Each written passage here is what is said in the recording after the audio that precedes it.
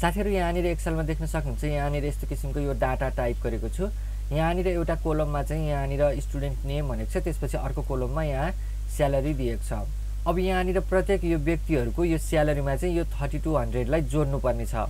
अब त्यसको लागि के गर्ने त, यहाँनिर अब इक्वल टु प्रेस गरेर जस्तै इक्वल टु त्यसपछि यहाँनिर प्लस अनि त्यसपछि 3200 यसरी एक एक गर्दै जाने हो त होइन। यसरी गर्यो भने त यो काम गर्न धेरै समय लाग्छ। अब यसलाई चाहिँ हामीले एकैपटक यहाँ सबैमा जोड्नु पर्यो भने कसरी गर्ने त, पहिला यसलाई चाहिँ कपी गर्ने, यहाँनिर राइट क्लिक गरेर कपी गर्नु भए पनि हुन्छ। तपाईले होइन भने किबोर्डमा कन्ट्रोल सी प्रेस गर्नु भए पनि हुन्छ। यो कपी भयो।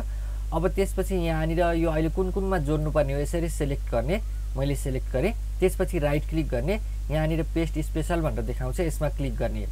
त्यसपछि यस्तो एउटा बक्स खुल्छ।